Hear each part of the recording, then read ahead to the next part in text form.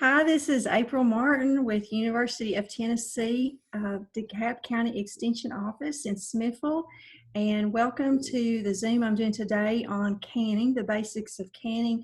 Glad you got to tune in. So I want to tell you, if you're not familiar with Extension, there is an Extension office across the state of Tennessee. Every county in the state has an Extension office.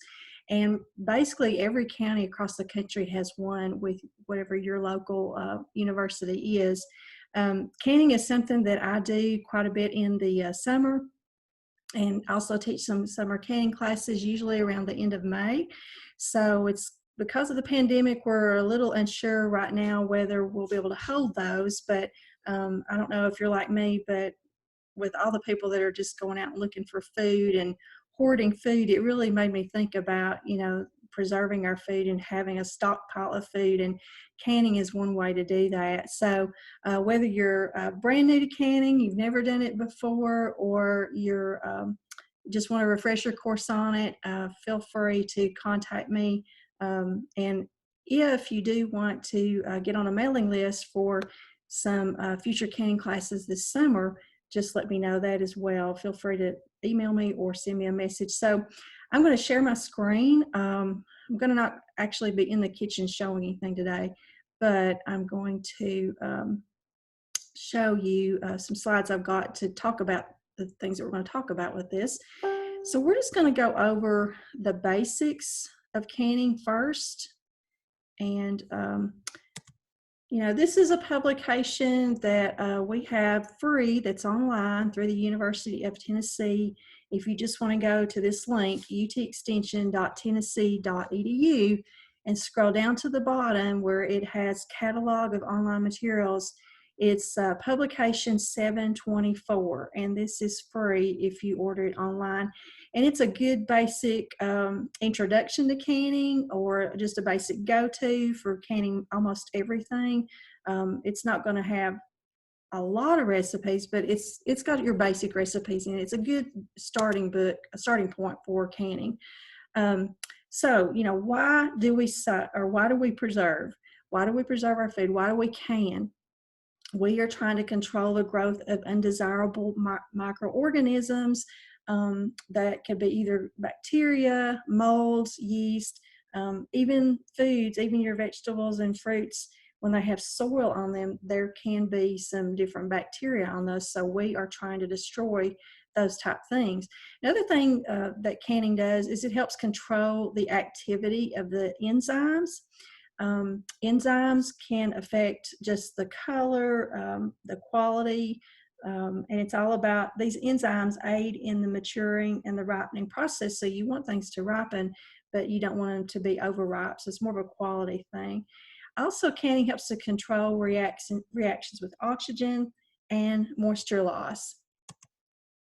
Now, we want to follow some proper canning practices. There's a lot of canning practices, but see, these are some of our big ones that we want to make sure. You want to start out with good, fresh quality food. So, if you maintain and do all the right things through the whole canning process, but you've not started with good quality food, the quality of that food in the canning is not going to be as well either. So carefully select and wash fresh foods. Discard any that have bad blemishes on them or cut around them and that sort of thing.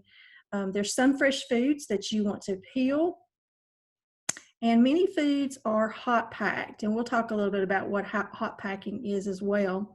And adding acids. Some recipes are going to call for you to add lemon juice or vinegar to some foods, and that is just to help increase the pH. Some foods have a low pH level, and those acids are just to help with the pH level. You want to use acceptable jars and self-sealing lids, and we'll talk a little bit about what that is as well. Those are real important as well. And using processing jars in a boiling water bath or pressure canner for the correct time, and we're going to talk about all these things. Now, what you are not recommended to do is the open kettle method. I always get tickled when I see this photo of this lady out in her yard with this really big pot doing open kettle canning, But believe it or not, many people still do this type of canning on their stovetop. They may not be outdoors with this big kettle, but they may have a big pot on their stove. Open kettle canning is just where you are cooking your food, for several minutes, whether it's 15, 30, or whatever, and then you're just putting it in sterilized jars or any kind of jar, and then you're putting a lid on it, but you're not processing it after that. You just set it on the counter. And there are so many people that still do this. And this can be bad for several reasons. If it's not processed for the right amount of time at the right temperature, you can still have bacterial growth in that jar. So the open kettle method is not recommended. Microwave canning is not recommended, neither is dishwasher or oven canning. All three of those are going to have a lot of variations in the temperature, and that temperature is really crucial to getting it to the right temperature. It's staying there for a certain period of time, so it's not recommended to do those type of canning methods either. Now, temperature is really important when it comes to canning because, as you probably know from your science classes, back when you had science classes, that when something reaches a temperature of 212 degrees, that's the boiling point. Water bath canning, which can be done, you can achieve this temperature. That's just the boiling temperature of water. If you have a high acid food, and that's going to be your things like tomatoes or fruits, thing with a high acid, then water bath canning is fine. You don't have to get the big pressure canner. But anything that's a low acid food, it's going to require a temperature under pressure of 240 degrees. And that's going to be your low acid foods, which is basically any vegetable besides tomatoes, or meats or soups that combine some of those vegetables. The pressure canning method kills the bacterial spores. So it's very crucial that you understand the difference between low acid foods and high acid foods. And here's a really good visual to demonstrate that. The high acid foods that I mentioned that you can use a water bath canner are near the top, and that is, again, your tomatoes and your fruits. And then your low acid foods must use a pressure canner, and that's everything down in the yellow, all those vegetables. And they don't show meats there, but meats would be included in that too. And even soups that contain some of those low acid foods. Even if you have a tomato-based soup, but it has some vegetables down here in the low acid category thrown into that soup, it needs to be pressure canned because it contained low acid foods. Okay, let's unravel the mystery, the difference between the water bath canner and the pressure canner. So the water bath canner, as I said, is for high acid foods, and it's the canner that you see here on the top, the black pot. You can get these at most hardware stores or the big box stores. I got mine a couple years ago. I think it was either $20 or $25. I'm sure the price has gone up a little bit now. Now, you can use another type of pot as long as it is really tall and it's big enough to put your jars in, and then cover the jars 2 to 4 inches above the tops. So that's real important. So it's got to be a deep pot with a lid.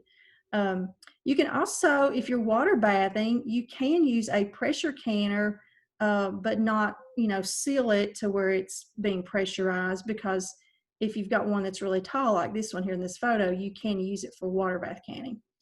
Okay, as I said before, low acid foods must use this device, the pressure canner, because you lock the lid on there, steam is built up inside, it's under pressure, and it's going to reach a higher temperature. So those are the two differences.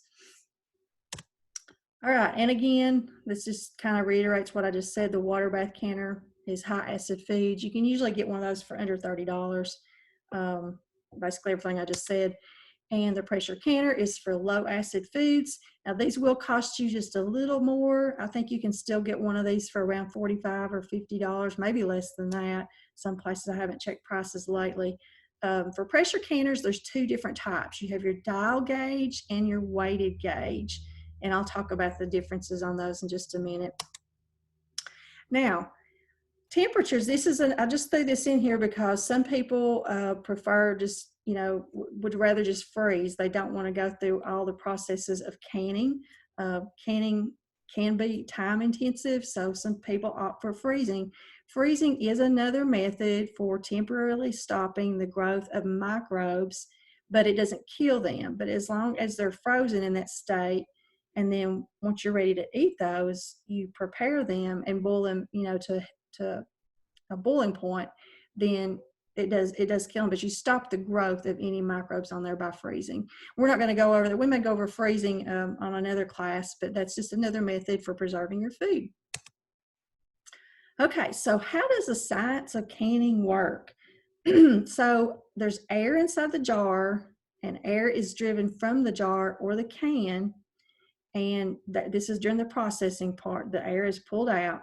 A vacuum seal is formed inside the jar, and that prevents air that has the microorganisms from getting back into your food. So that's what we're trying to achieve. Now let's talk a little bit about altitude. I know most places in Tennessee are not at a really high altitude, but it might be still good to check where you live at. I know here in DeKalb County where I live, I don't think there's many places with a very high altitude, but I was kind of surprised. I looked online to see what the altitude is here, and there's actually some parts, I imagine it's up on the really high mountains or something here, that reach 2,000 feet. So if you're a really high altitude, your recipe is going to tell you that you need to change how much time that you are processing your food, or how much pressure that your food needs. For water bath canning, you would add time for higher altitudes, and for pressure canning, you would add pressure for higher altitudes. So just check your recipe and check the altitude where you live to see if that needs adjustment. Okay, let's talk about jars. I remember growing up when my mother used to can. She used to can with mayonnaise jars and peanut butter jars and things like that. So you don't want to do that. You really want to use jars that were meant for canning, the mason type jars, the jars that come with the screw bands and the lids that go on those. There's various sizes that you can get. The smaller ones people typically do their jellies or jams in those. Pints and quarts typically are for your fruits and vegetables, things like that. Now the half-gallon jar, that is really only for high acid juices. You don't want to can any other type of food in that besides your high acid juices. Again, go by your recipe. The lids, so you have the jar and then you have the lids. The lids there's two parts. There's the metal screw band, and that you can use that over and over. That's reusable. You don't have to throw that away. But your metal lid has a sealing compound, and that is not reusable. Once it's been processed in a canner and used, you have to throw it away because you can't trust that it's going to seal the jar a second time. So that must be thrown away. Now, jars that you want to avoid, the old style jars, while they are pretty and they're nice for home decorations, things like that, they cannot be fitted and sealed today. They're nice to look at, but you don't want to use those. And as I mentioned before, commercial jars like your mayonnaise jars and things like that, they're less tempered, so they can break in a pressure canner. Now, when you're pressure canning or hot or water bath canning, either method that you're doing, a lot of times in the recipe you'll see an option. You can do raw pack or you can do hot pack, or sometimes it will tell you you have to do hot pack. So basically this is just where with raw pack, you just put your uncooked product in there without it being cooked, and then you're going to add hot boiling water on top of that. Now the hot pack method is where you have already cooked your vegetables or your fruit. They've already been cooked for the amount of time stated in the recipe. Then they're packed into your jars, and then you don't have to add a liquid on top of that. Typically the hot pack method will give you a better color over time, and it removes more air. So as far as quality, you might want to go with the hot pack method. So that's just something to think about, which method you want to use. Okay, this is another important thing that you need to remember is the head space at the top of the jar. The space between the product and the lid is what's called your head space. And if you're doing jams and jellies, you just need like 1/4 of an inch, very, very small. If you are canning fruits or tomatoes, you need a 1/2 inch. And anything else that's being processed in a pressure canner, you need 1 to 1 1/4 inch. And this is important because if you have too much space, it's going to take too long to drive the air out of the jar. And if you have too little space, it may not seal properly. So you want to watch that. And I know the little canning kits that you can buy in the store now that have the funnel and some other things in it, that they will come with a little measuring stick, which is really handy. But if not, just, use your roller that you have at home. Now, when you go to filling your jars, this is a nice illustration here showing you, but you're going to fill your clean jars with food. Remove the excess air by using a spatula or some kind of utensil that you can get around the sides to just make the air bubbles come up. Now, sometimes a recipe will say add salt if desired, and a lot of recipes will say to add an acid like vinegar or lemon juice, and that's just to help increase the acidity of some of the foods that might have a little bit lower acidity. But after you've done that and you've removed the air from the jars, then you want to get a wet rag, go around the top of the jar, clean off the excess. You may have dropped product on it or spilled something on it. Sometimes there may be a crack on the jar, something like that. So you're trying to clean that off really good so that you'll get a really good seal. And then you're going to apply the lids that have the little compound seal stuff on it. And then you'll apply the screw band, and just do the screw band finger tight. You don't want to do it extremely tight because it will tighten up a little bit on its own while it's processing. So some general principles to follow when you're canning is you always want to follow tested recipes. I know there's a lot of online recipes now that people want to use, or recipes that's been handed down in their family from their great grandmother and things like that. And those recipes may be okay, but just check and make sure they came from a source such as the USDA or a cooperative extension service, because those recipes have been tested in laboratory settings to make sure that they're going to be safe. You don't want to alter the ingredients and start adding things or taking things away. Some of those ingredients are there for a purpose, and it can really alter the safety of the product. So very important to not alter the ingredients.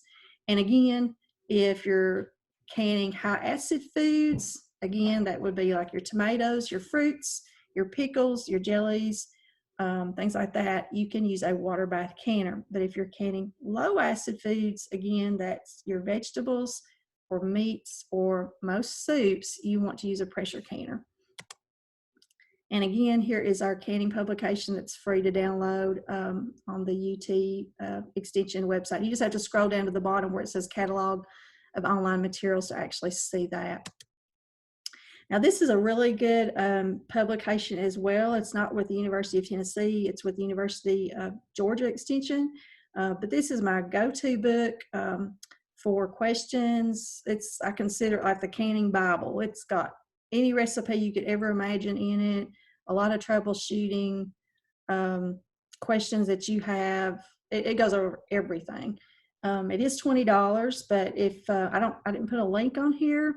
Apologize, I didn't put a link, but if you'll just go online and Google University of Georgia, so easy to preserve, you should come right to it. Very simple. It is $20, but if you're going to be canning a lot, it's well worth it to have it. I highly recommend it.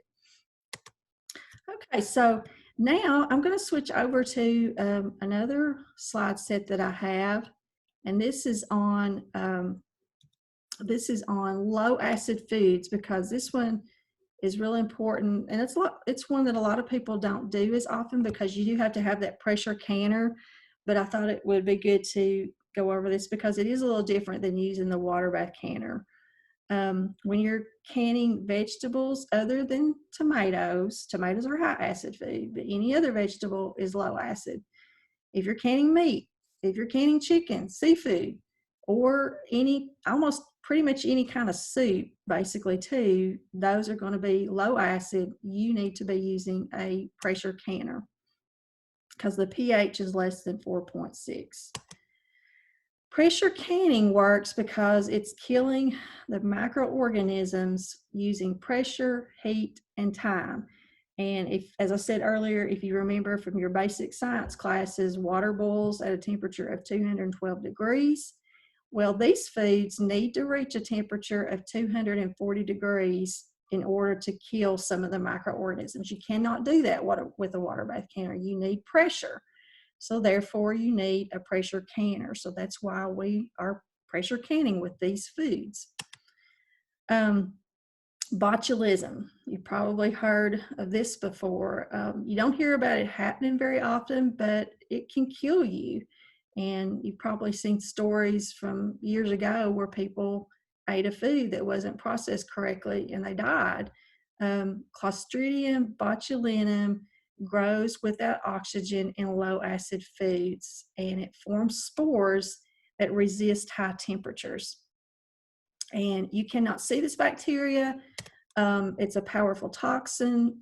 It only takes one taste. You can't taste it, so you can't go by the method of, oh, I'll taste of it or smell of it. You can't go by that. You don't know if it has it in it. But this can attack your nervous system, and it can kill without immediate treatment. So that's why it's so crucial that you follow the instructions, especially for low acid foods. Here's some of the symptoms of botulism. It kind of reminds me of some of the symptoms of the COVID virus, but not all of them. But, you know, like I said, you don't hear of many people getting this very often anymore, but it still could happen. I used this picture in the last slide, but just as a reminder, again, the water bath canning method is for your high acid foods, and that's the pot up here at the top, the black kettle. And then your pressure canner is down here at the bottom, and that's used for the low acid foods. Now, when you buy a pressure canner, you're going to see two types in the stores. There are weighted gauges that have a weight on them. That's the, if you can see down here in the bottom, the canner that shows the green beans inside, that's an example of a weighted gauge. And so it has weights on it, actual weights. And there'll be like a 5 pound, a 10 pound, different poundage that you put on there. Some people prefer the dial gauge canner, which is in the top photo. You've got a picture of a dial with different, 5 pounds, 10 pounds of pressure. And it's just up to you. I know I grew up with the dial gauge canner, and I had never used one with the weights on it until, I don't know, maybe five or 6 years ago. And after using the weighted gauge, I actually like it better, because once your regulator up here at the top starts jiggling, then it's, and you got it set and steady. As long as you hear that jiggling going on, you know that it's at the right pressure. Whereas the dial gauge, you need to check that periodically and make sure it's showing the right pounds of pressure in that dial gauge. So it's just really, what your preference is as far as which one that you get. Some people like to see the actual number, but it's just up to you. Now, your canner, each year that you get it out, you want to inspect it and make sure that there's nothing, torn up with it. Something you may not know is your local extension office, or at least most extension offices across the state, can test your dial gauge lids free. That if you have the dial gauge that shows the numbers, the poundage at the top, not the weighted, we can test those for free for you at my office. Just call me or email me. You don't have to bring the whole canner in. You can either bring the lid, or you can remove the dial gauge off of that with a wrench. Usually it comes off not too hard. And you can just bring that in, and I've got a device that will just test it and make sure that it's accurate. The weights, you don't have to change those, because weights are never going to change. They're weights. You also want to inspect the sealing ring, the overpressure plug. This is your sealing ring on the inside, and sometimes from time to time after a lot of use, it's going to get wear and tear, and it can cause your lid to not seal properly. So always check that out. Check your vent pipe to make sure there's no food obstructing the inside of that. You want to check your overpressure plug. and to make sure that it's operating. So you want to check those things out before you get started. Again, know your altitude. As I said earlier, water boils at a lower temperature in higher altitudes above 1,000 feet. And you have to increase your pressure when you're at a higher altitude. And the recipe that you're following will tell you that. It will tell you how to do that. But don't assume that you live in a low altitude. Look that up, because most of Tennessee is not in higher altitudes, but there are some places that are. Okay, let's go over real quickly the steps in pressure canning. And this, don't worry if you don't remember all this from today. These steps are in the canning publication that we have, and also in that's so easy to preserve Georgia publication as well. But the first thing you're going to do is pour 2 to 3 inches of hot water inside the canner. And depending on where you're at in the canning process, you can go ahead and turn it on, but usually 2 to 3 inches is not going to take very long to heat up. You want to place your filled jars, once you've got your jars ready, you're going to fill with food, you're going to place those jars on the rack inside the canner. Then you're going to put the lid on and fasten it. Use a high heat setting. Leave the pressure regulator off. That's the little jiggly thing. I call it the jiggly thing. You're going to leave that off of the top of the canner lid for about 10 minutes so that it can exhaust steam from inside of the canner. So for about 10 minutes. After that, then you're going to put the pressure regulator back on the top of the canner, the vent port, and you start the timing process when the dial gauge reaches the recommended pressure. So you may put that on there, but you may not actually start counting for 20 minutes. It may take that long for that dial gauge to reach the right pressure that you're supposed to be followed in the recipe. Now, if you're using the weighted gauge, when it starts rocking back and forth and jiggling, then you know that you've reached the right pressure and you can start timing it. So that's really important too. Don't start timing until you have one of those things. Now, after the recommended time in the recipe of processing, then you're going to turn the heat off, remove the canner from the heat, and then you want to allow the canner to depressurize. Do not force cool it. I've seen people take big towels, wet towels, throw them on the canner trying to cool it down. You don't want to do that. You're going to end up with jars that possibly break, or if they're cooled down too fast, some of the water can escape from the jars. So you don't want to do that. Let it cool on its own. It may take 30 minutes. It may take an hour, but let it depressurize on its own. And then don't remove that pressure regulator from the vent port until the temperature has all the way dropped down to 0. And then you can take that off. And this should have really been a slide previously, I suppose, but you want to regulate your heat during the processing time. You want to watch your heat to maintain the steady pressure, keep the same pressure, because if you've got a fluctuation in the pressure, if it goes up, goes down, it's going to cause you to lose liquid from the jars. And sometimes that's what happens. If you've ever seen that happen in canned jars, many times that's what's happened. The pressure wasn't maintained. So just as kind of review, again, use a tested recipe. I can't stress that enough. Whether you find it online or it's a recipe that's been handed down, just double check and make sure it's been a tested recipe. If you're doing low acid foods, a pressure canner. You must use a pressure canner. Check your pressure canner before using each year. And again, your local extension office will have a testing device if you're using a dial gauge. We can test it for you to ensure that it is accurate each year. And then lastly, know your altitude and make necessary adjustments according to the recipe that you're following. Again, this is our free publication that's online at utextension.tennessee.edu. If you scroll all the way down to the bottom of the page and click on Catalog of Online Materials, it's publication 724, Canning Foods, and it's a really good, just basic go-to canning booklet. If you're just starting out or you're just doing your basic canning recipes, it's a really good one. I use it all the time. But if you want to get more advanced and find a lot of different recipes, a lot of troubleshooting, advice, tips, things like that, the University of Georgia publication, So Easy to Preserve, is a really good one that you can order online as well. So if you've got more information on preserving food safely, feel free to contact me. Again, April Martin at TSU Extension in DeKalb County, Tennessee, or contact your local county extension office. And stay tuned. I will probably be doing some more classes pertaining to this. We'll do some on pickles and jams and jellies, some different things. So hopefully you can tune in. Hope this has been a big help to you. And I'll stop sharing. Hope this has been a really big help to you. Feel free to contact me if you've got questions.